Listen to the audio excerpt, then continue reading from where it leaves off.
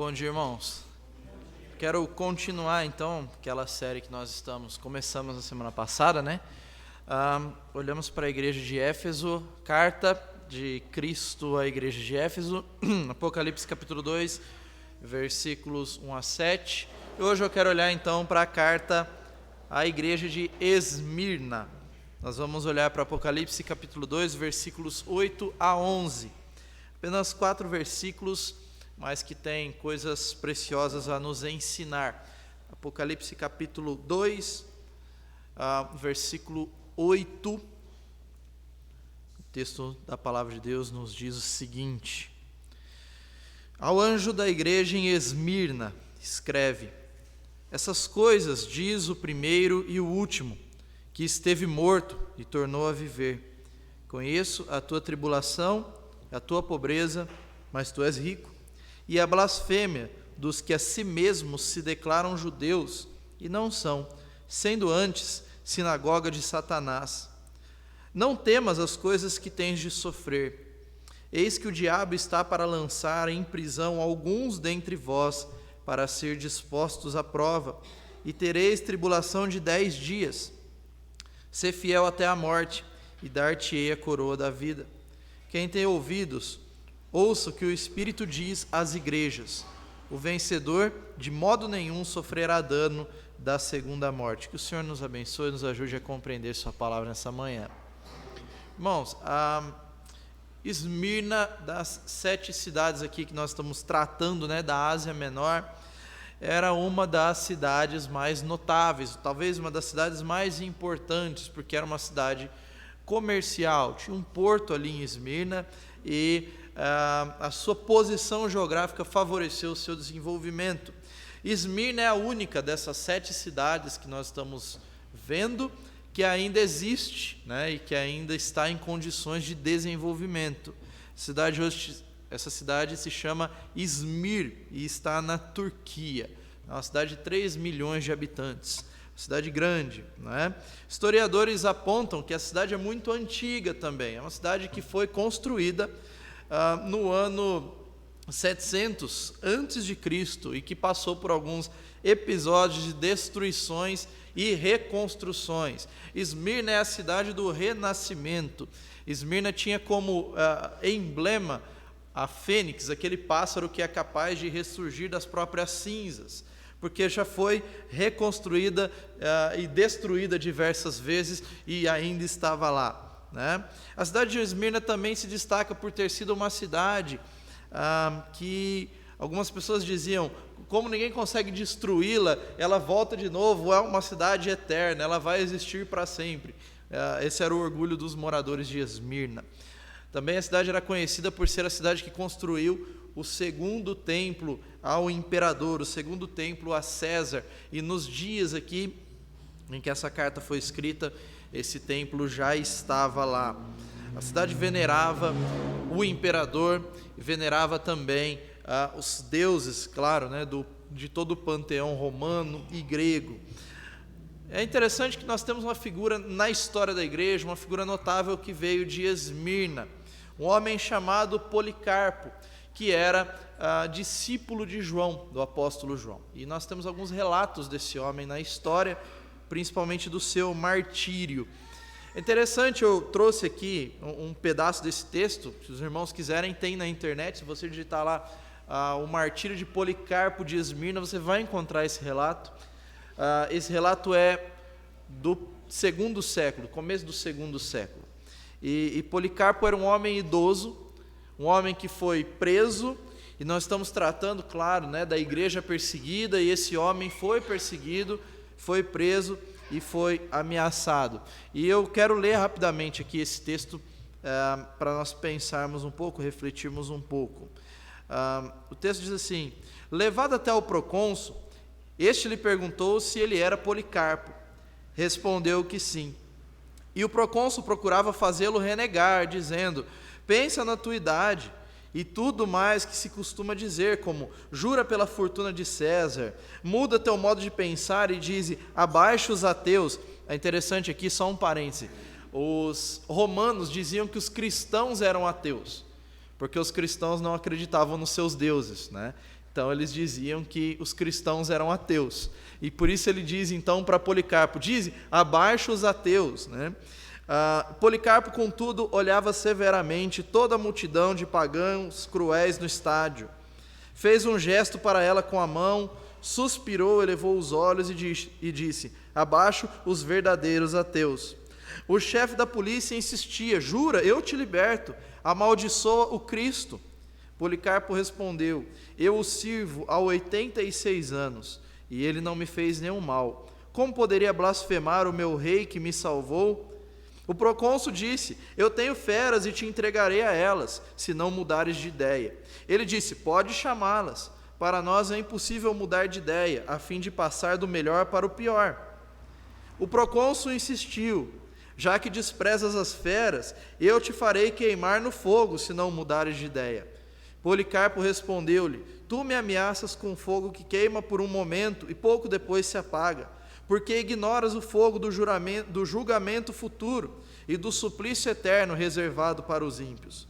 Mas por que tardar? Vai e faz o que queres. E o procônsul realmente mandou queimar esse homem. Esse homem morreu queimado. Policarpo de Esmirna. Uma figura aqui dessa igreja e que é possível que tenha tido contato com essa carta aqui do Senhor Jesus Cristo a essa igreja. Provavelmente esse homem estava nessa igreja nesse período aqui e sofreu o martírio alguns anos depois. Já idoso, mas um homem que não negou a sua fé. Um homem que permaneceu firme, assim como muitos dos nossos irmãos hoje ainda sofrem, né?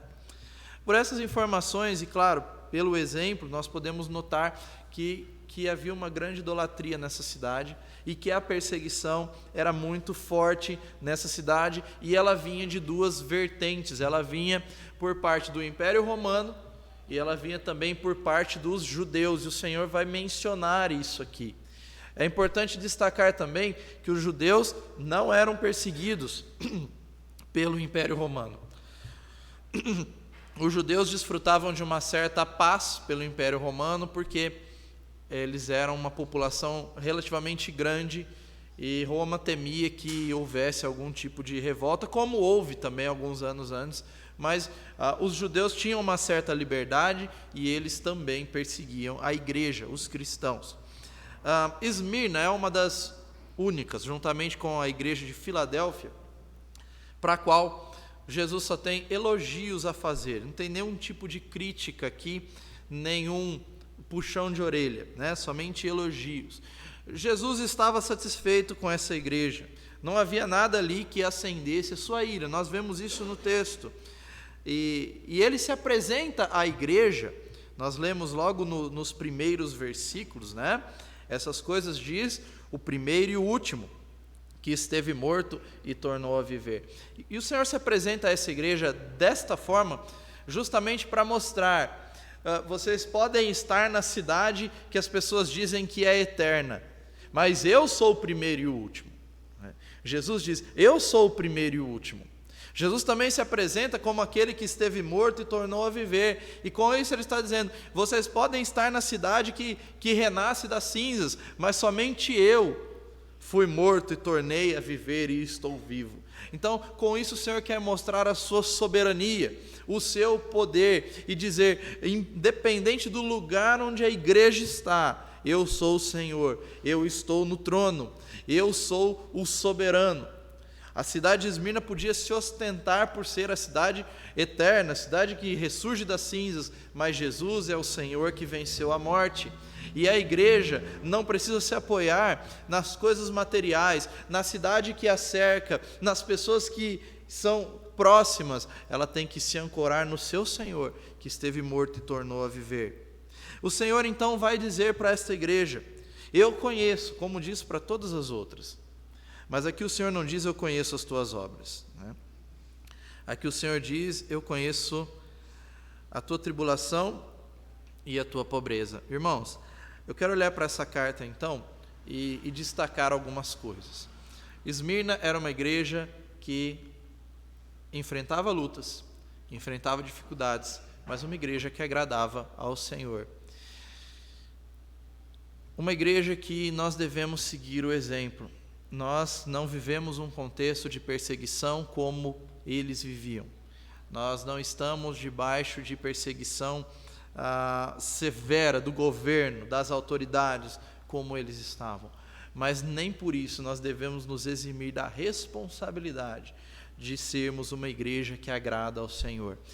Aqui na igreja de Esmirna nós aprendemos algumas características, algumas qualidades de uma igreja que realmente honra ao Senhor e tem a satisfação do Senhor. E eu volto a dizer, como diz na semana passada, se o Senhor hoje, Ele endereçasse uma carta para a nossa igreja local, o que Ele diria? Quais seriam as suas palavras? Qual seria o seu diagnóstico? Qual seria a análise que Ele faria? Ele teria coisas a elogiar? Ele teria coisas a repreender? Nós precisamos refletir nisso, no nível individual, mas também no nível coletivo. Se nós queremos ser uma igreja que agrada ao Senhor, nós temos na Bíblia exemplos e nós temos também mandamentos.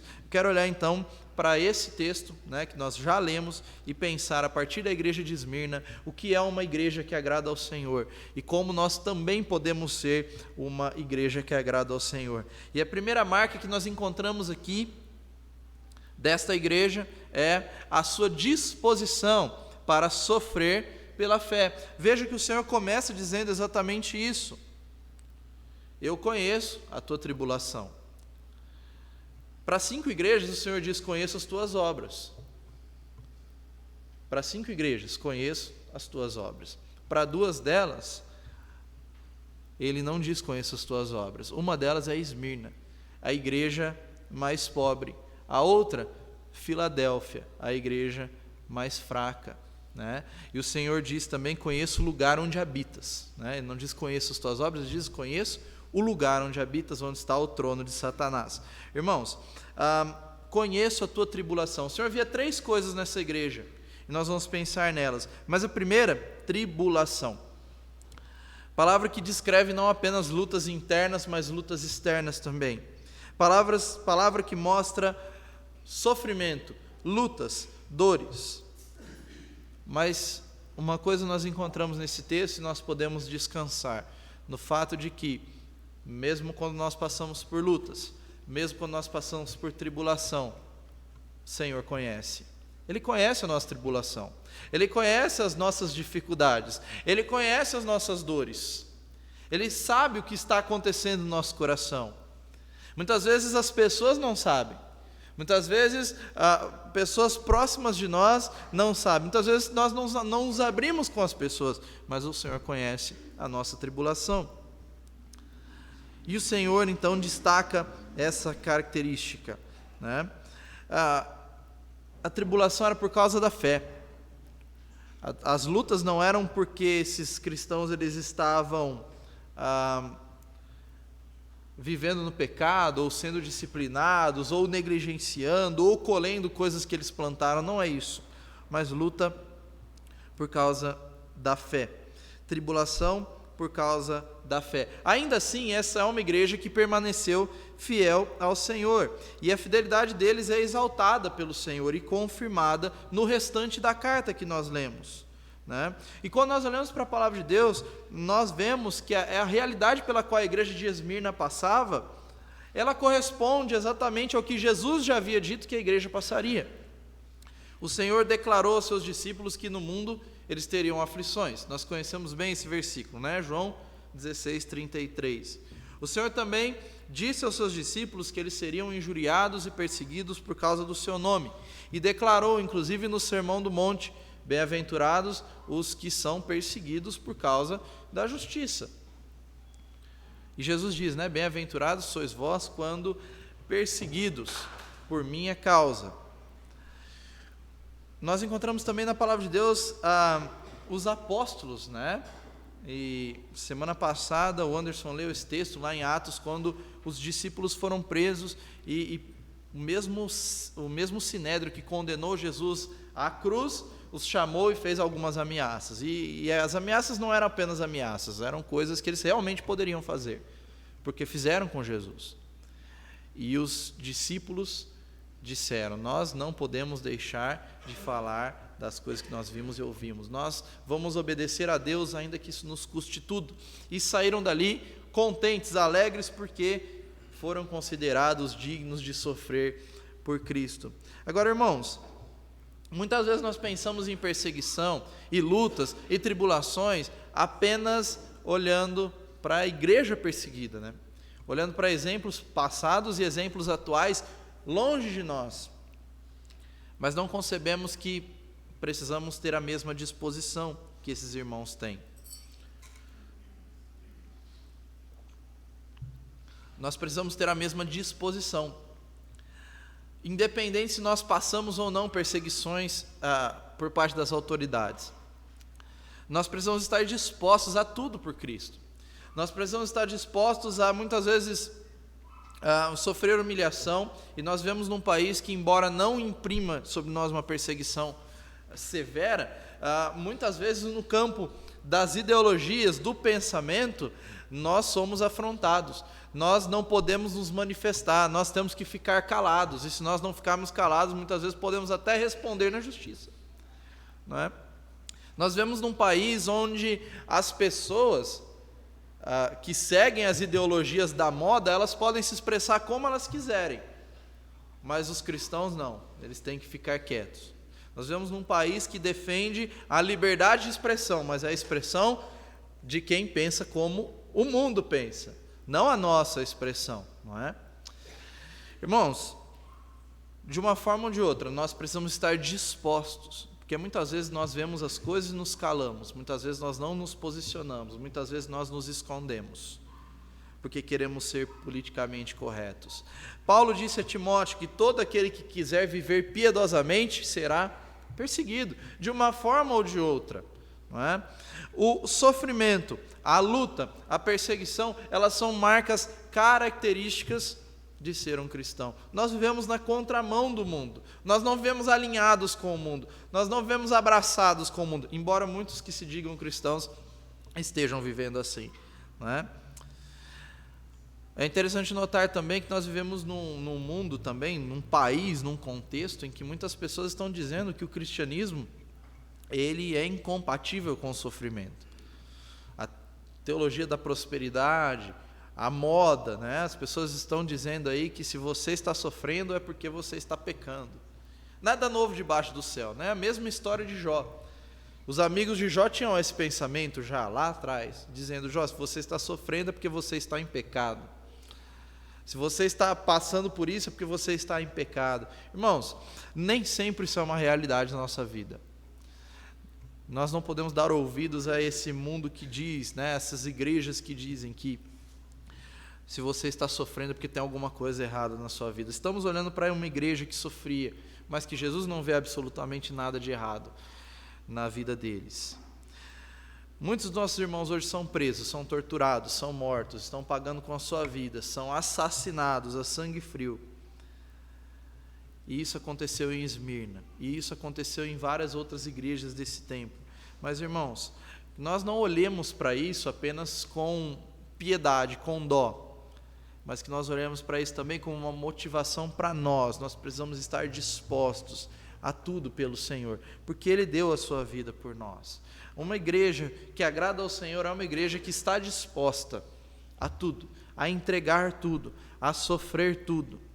Como o Senhor diz no final do texto: seja fiel até a morte, que nós estejamos dispostos a isso, ainda que não vivamos isso hoje na pele, mas estejamos dispostos a isso. Uma outra marca que nós encontramos nesse texto, de uma igreja que agrada ao Senhor, é que uma igreja que agrada ao Senhor, ela tem o prazer do Senhor sobre si. Ela é uma igreja que se caracteriza por valorizar aquilo que é mais importante, o espiritual. O Senhor não conhece apenas a tribulação dessa igreja, mas há uma segunda coisa que o Senhor destaca aqui. O Senhor conhece também a pobreza dessa igreja. E as duas igrejas para as quais o Senhor tem elogios são Esmirna e Filadélfia. Esmirna é chamada de a igreja pobre, e Filadélfia é a igreja mais fraca, né? Coisas que hoje nós poderíamos olhar e dizer: é uma igreja pobre, uma igreja fraca, é uma igreja que tem problemas, que precisa melhorar. mas o Senhor elogia essas duas igrejas. O Senhor olha e diz: conheço a tua pobreza. Mas a pobreza desses irmãos é material, né? Irmãos que estavam sofrendo e passando por dificuldades financeiras. E dificuldades financeiras que também se traduzem em dificuldades, muitas vezes, de conseguir alimentos. Estavam passando necessidade. E isso, muito provavelmente, por causa da perseguição.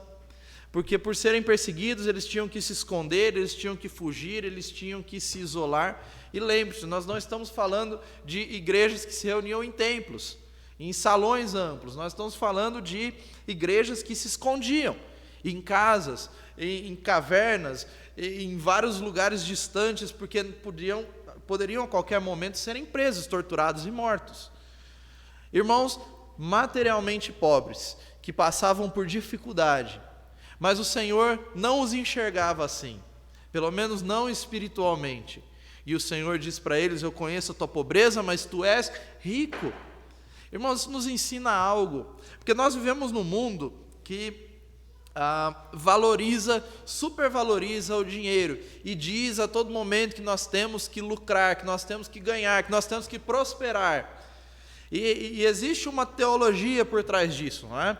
Pessoas por aí dizendo que você tem que prosperar e você tem que dar o X e vai ganhar 2X, né?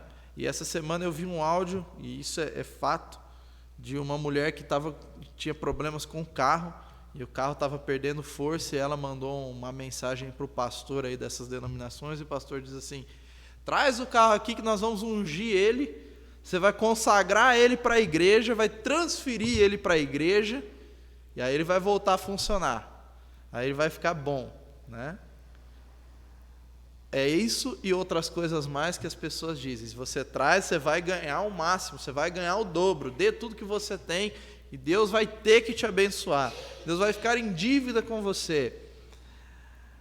Mas o que nós vemos na palavra de Deus, a grande maioria dos servos do Senhor foram homens que passaram dificuldades, passaram necessidades, e pagaram por isso justamente porque foram fiéis ao Senhor. Paulo era um homem que provavelmente era um homem abastado, quando era membro do Sinédrio, quando estava em Jerusalém, quando perseguia a igreja, porque era um homem que tinha influência, era um homem que chegava diante de autoridades e falava com elas, e as autoridades o recebiam, e ele era um homem de influência, provavelmente um homem abastado, mas quando ele escreve a segunda carta aos Coríntios, ele diz: eu sei o que é passar fome, eu sei o que é ter abundância, eu sei o que é ter muitas roupas, eu sei o que é ficar sem roupas, né? Eu sei o que é passar por necessidades.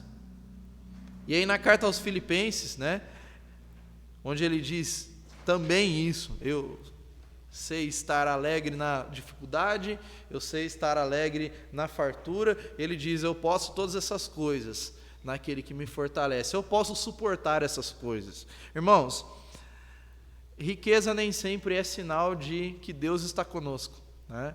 Riqueza nem sempre é sinal de bênção de Deus. Os fariseus tinham um pouco disso, supervalorizavam a riqueza. E lá em Lucas, no capítulo 16, versículo 14, Jesus diz para os fariseus: vocês são avarentos, vocês amam o dinheiro. E depois ele conta uma parábola que nós conhecemos muito bem, né? A parábola do rico e de Lázaro. E, ironicamente, nessa parábola, o rico está no Hades e o pobre está no seio de Abraão. Jesus contou essa parábola justamente para bater de frente com esse pensamento. O mundo valoriza riquezas, né? O mundo valoriza riquezas, mas nós precisamos buscar a riqueza que vem do alto, a riqueza espiritual, a riqueza do coração, as virtudes do coração. E o Senhor via isso nessa igreja, uma igreja que, embora seja materialmente pobre, irmãos, não é pecado ter dinheiro, ter bens? Evidentemente que não. O pecado é quando você ama os bens. E você pode não ter bens, mas ainda assim amar o dinheiro, né? Não é pecado esse tipo de coisa. O pecado é quando você ama as riquezas. O pecado é quando você acha que as riquezas que vão te levar para o céu. Quando você acha que Deus tem uma dívida com você e tem que te enriquecer. Mas o principal não é isso. Nós não estamos aqui nesse mundo para ganharmos o mundo. Nós estamos aqui para juntarmos tesouros no céu, cultivarmos as virtudes espirituais. E uma igreja que agrada ao Senhor é uma igreja que entende isso.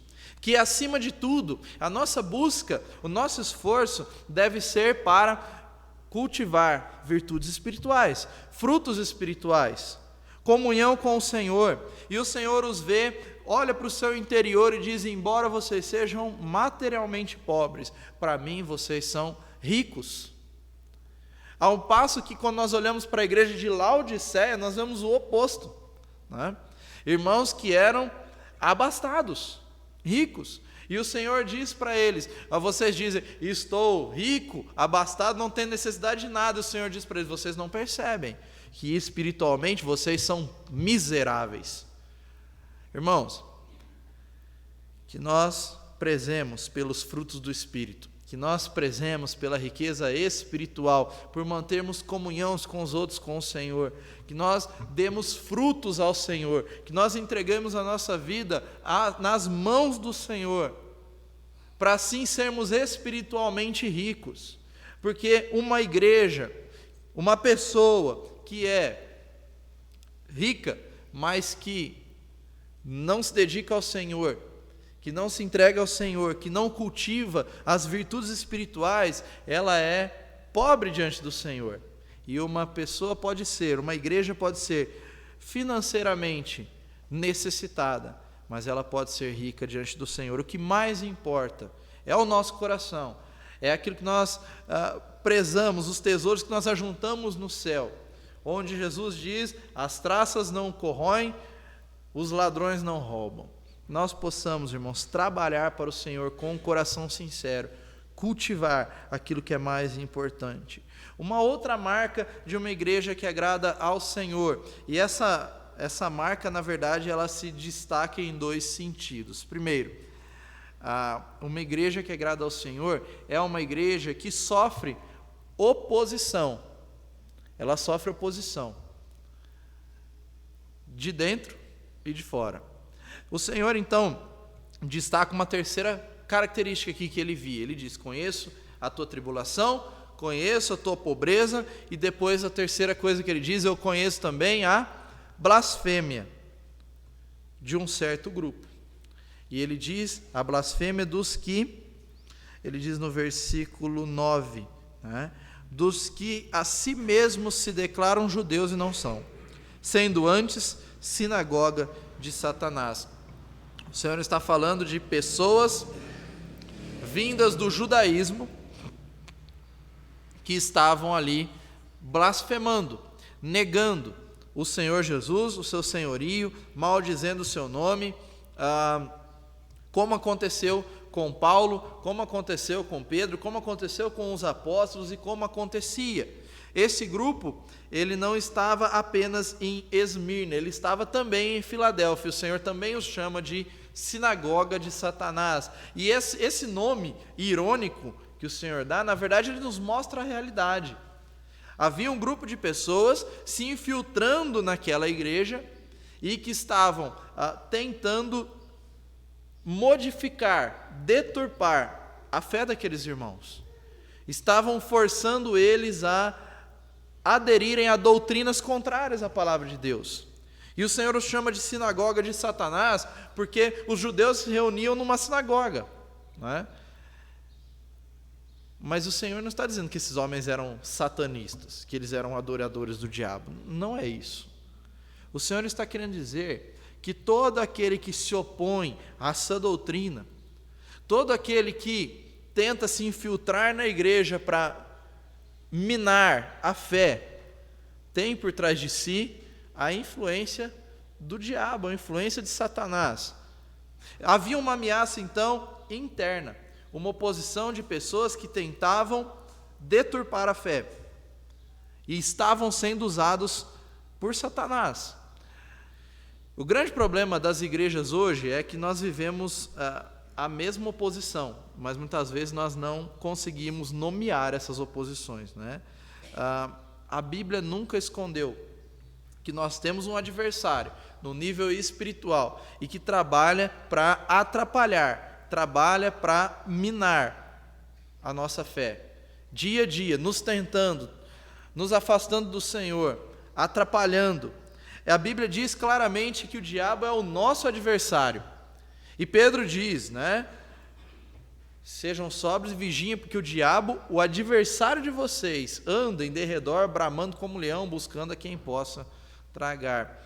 O que você faz quando vê um leão? O que você faz quando vê um leão? O leão é um bicho que não tem jeito. Ele tem força, ele é um bicho perigoso. Um leão mata, o leão ataca. Quando Pedro compara o diabo com o leão, irmãos, é isso que ele quer passar para nós. Que o diabo, assim como o leão, ele é perigoso, ele quer nos atacar, ele quer nos devorar. Mas muitas vezes nós agimos como se ele nem existisse, né? Agimos como se isso não fosse uma realidade, como se nós não tivéssemos que lutar e resistir todos os dias. E muitas vezes agimos assim porque existe um certo grupo também que culpa o diabo por todos os problemas do mundo, não é? É um outro extremo. Um dos extremos é o que muitas vezes acontece conosco, de nós ignorarmos o diabo como se ele não existisse. E o outro é culpá-lo por qualquer problema que você tenha, né? A pessoa é viciada no álcool, é um demônio que ela tem. Bateu o carro, foi o diabo que causou a batida, e assim por diante, né? O carro perdeu a força, não vai olhar o motor, traz na igreja que a gente expulsa o demônio, não é? A Bíblia não diz isso, né? Não nos dá margem para dizer isso. O diabo atua no nível espiritual, ele quer devorar a nossa fé, ele quer nos afastar do Senhor. Nós não podemos culpá-lo por todos os problemas do mundo, mas nós também não podemos ignorá-lo. Assim como um leão, ele está em volta. Aqui na igreja de Esmirna, ele usou judeus, um grupo de pessoas que dizia ter afinidade com a Bíblia, que dizia conhecer a Bíblia e que queria, de alguma forma, encaminhar essa igreja. E nós vemos pessoas assim ainda hoje. Pessoas a quem a Bíblia chama de falsos mestres, falsos profetas, que têm por trás de si, né, essa influência demoníaca, que estão levando milhares de pessoas, enganando milhares de pessoas e massageando os seus egos enquanto elas vão para o inferno, né? Pessoas que não pregam o Evangelho, pessoas que se opõem contra o Senhor, pessoas que ensinam em nome de Jesus coisas que são totalmente contrárias ao que a Bíblia ensina. E muitas vezes essas doutrinas, elas chegam para nós, elas vêm até nós. Nós precisamos fazer como a igreja de Éfeso fez, provar e rejeitar. Então, uma igreja que agrada ao Senhor, ela sofre oposição, num nível espiritual, mas em duas frentes. Numa frente interna, e muitas vezes nós vamos passar por isso, mas também numa frente externa. E o Senhor continua falando com essa igreja, e ele diz no versículo 10, não temas as coisas que tens de sofrer, eis que o diabo está para lançar em prisão alguns dentre vós, para ser dispostos à prova, e tereis tribulação de 10 dias. Irmãos, essa carta, ela não é necessariamente uma carta de consolação. O Senhor os elogia, o Senhor diz que conhece, mas o Senhor não esconde deles o que estava para acontecer. E diz para eles, o diabo, além de estar, através da sua sinagoga, tentando se infiltrar e modificar e deturpar a fé de vocês, ele também vai lançar alguns na prisão. E aqui é a perseguição externa, a perseguição por parte do governo, dos soldados romanos. E o Senhor diz, alguns serão presos. E vocês vão ter uma tribulação de 10 dias. E a maioria dos estudiosos entende que Jesus não está falando literalmente de 10 dias, mas ele está falando de uma perseguição que vai ser forte, mas que não vai durar tanto tempo. O diabo está para lançar alguns na prisão. Irmãos, ainda hoje, Satanás tem lançado muitos dos nossos irmãos na prisão. Isso não acontece conosco, como já disse, mas muitas vezes isso acontece conosco num nível mais subjetivo, né? Como já falei, nós vivemos uma sociedade que prega a iniquidade, uma sociedade que prega coisas contrárias à palavra de Deus e que está a todo momento tentando trazer isso como algo normal, não é? Você liga a televisão e você vê o tempo todo, né, os pecados tentando ser normalizados, pecados sendo normalizados, homossexualismo, infidelidade conjugal, né? E existem algumas produções onde você até é levado a torcer pela infidelidade conjugal de alguém, não é? As pessoas, há uma manipulação por parte da mídia. Nós vemos fornicação, nós vemos imoralidade, todos esses comportamentos que são pecado, tentando ser trazidos para nós como algo normal, faz parte, né? Embriaguez, que é inclusive estimulado, né, pela mídia, pelas propagandas, pelas músicas e coisas do tipo. Traição e outras coisas mais. Irmãos, nós não somos lançados em cadeias aqui no Brasil, como muitos dos nossos irmãos são pelo mundo. Mas muitas vezes nós somos, a nossa mente, ela é lançada em algumas cadeias. Nós somos envolvidos e muitas vezes a ideia do diabo é trabalhar no nosso coração, na nossa mente e cauterizar a nossa consciência para as coisas que estão à nossa volta. E nós podemos cair nisso quando nós começamos a tratar os pecados como normais, quando nós paramos de sentir, né, os pecados e as coisas que estão à nossa volta. Muitas vezes nós vivemos insensíveis, né, à iniquidade que está à nossa volta. Eu sempre lembro de Paulo, lá em Atos 17, quando chegou ali e naquela cidade grega ele começou a olhar e ver aquele monte em Atenas, né, ele começa a ver aquele monte de ídolos e a palavra de Deus diz que o seu coração, o seu espírito ficou inquieto com aquilo, ele ficou irritado com aquilo e ele começou a pregar. E, irmãos, muitas vezes nós vivemos no meio dos ídolos, vivemos no meio do pecado, vivemos no meio de tanta coisa ruim contra a palavra de Deus e nós não sentimos nada, nós somos insensíveis. Porque muitas vezes o diabo ele quer lançar a nossa mente em prisões que nós muitas vezes não percebemos. Mas o Mestre, o Senhor está nos ensinando aqui, embora nós soframos ameaças, embora a igreja esteja sob ataque, Jesus nos garantiu que as portas do inferno não prevalecerão contra a igreja. Essa é uma promessa do Senhor. E para essa igreja que estava na iminência de ataques, sofrendo ataques, o Senhor diz para eles: não temas as coisas que hás de sofrer. Irmãos, podemos viver num mundo que nos ameaça, podemos enfrentar lutas dentro e fora, e enfrentamos lutas dentro e fora. Mas uma coisa que o Senhor diz para Esmirna, Ele também diz para nós: não temas as coisas que hás de sofrer. E aqui nós encontramos uma última característica da igreja que agrada ao Senhor. Embora nós soframos ameaças, nós desfrutamos do cuidado, do zelo e da proteção do nosso Senhor. Ele está conosco, Ele caminha conosco, Ele se importa conosco, Ele nos protege, Ele cuida de nós e Ele está o tempo todo trabalhando para o nosso bem. Essa é uma igreja que, embora tenha sofrido, o Senhor diz para eles: continuem fiéis até o fim, não temas as coisas que há de sofrer, ser fiel até a morte e dar-te-ei a coroa da vida. Estamos falando de um tempo em que haviam os Jogos Olímpicos já. Os Jogos Olímpicos são muito antigos. Esmirna tinha os seus Jogos Olímpicos e ao final de cada competição os vencedores ganhavam a coroa de louros, né? Isso era comum. E essa coroa de louros era o símbolo máximo: conquistei.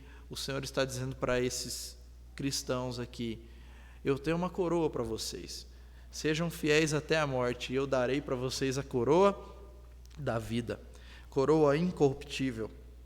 O Senhor garante para a igreja que, embora passe por tudo, o Senhor tem para os seus a coroa da vida. O Senhor tem para os seus a eternidade ao seu lado. Ele é digno de toda a honra, Ele é digno que nossas vidas sejam fiéis. E o Senhor fortalece, o Senhor encoraja, o Senhor cuida da sua igreja. Irmãos, Ele faz isso por nós, Ele faz isso pela Nigéria, Ele faz isso pelos países da África que estão sendo perseguidos. Nós podemos ter certeza de que o Senhor fortalece, cuida e encoraja a sua igreja, onde quer que ela esteja, em qual contexto ela esteja. Que nós oremos por esses irmãos, para que permaneçam fiéis, independente do que passam, e que nós vigiemos também, para permanecermos fiéis. O Senhor, então, termina essa carta dizendo ao vencedor: o vencedor jamais sofrerá o dano da segunda morte. Os inimigos da igreja podem até mesmo levar alguns dos seus membros, ou todos os seus membros, à primeira morte, né? Nós estamos vendo, né, como aconteceu na Nigéria, cristãos sendo mortos. Mas, irmãos, isso é o máximo que o mundo pode fazer conosco. O mundo não pode nos tirar a esperança. O mundo não pode nos levar à segunda morte. O mundo não pode nos afastar do Senhor. O mundo não pode nos privar da presença de Deus. E o Senhor garante: o vencedor, a minha igreja, jamais será separada de mim, jamais será afastada de mim, jamais será privada da minha presença. Uma igreja que agrada ao Senhor, ela pode descansar nesse fato. Então, voltando aqui a essas marcas, nós também podemos ser isso, nós devemos ser uma igreja assim, uma igreja que está disposta a sofrer, se necessário, pagar com a vida, pelo Senhor, pelo Evangelho. O Senhor disse isso também aos discípulos, né? Aquele que não tomar a sua cruz, aquele que não estiver disposto a entregar a sua vida por mim, pelo Evangelho, não é digno de mim. A teologia da prosperidade inverteu esses pontos, né? Diz que você não vai sofrer, você não vai passar por dificuldades, por privações, né? Mas uma igreja que agrada ao Senhor é uma igreja que está disposta a sofrer. É uma igreja também que passa por dificuldades, mas que valoriza o que é mais importante, o espiritual, e que é preciosa aos olhos do Senhor, embora muitas vezes passe por dificuldades financeiras, materiais. É uma igreja que sofre oposição, perseguição, que sofre no nível espiritual, que o diabo quer acabar, que o diabo quer muitas vezes vencer, e vai tentar e vai rugir como um leão. Mas, irmãos, nos lembremos que as portas do inferno não prevalecerão contra a igreja, que nós devemos permanecer firmes na fé, resistir o tempo todo, e uma igreja que conta com o fortalecimento, o encorajamento do Senhor Jesus. Que nós sigamos essas marcas, que nós busquemos agradar ao Senhor como igreja, que nós realmente sejamos firmes, constantes, que nós não venhamos a temer as lutas, as tribulações, mas confiemos que o Senhor está conosco, Ele cuida de nós, e assim sejamos fiéis a Ele.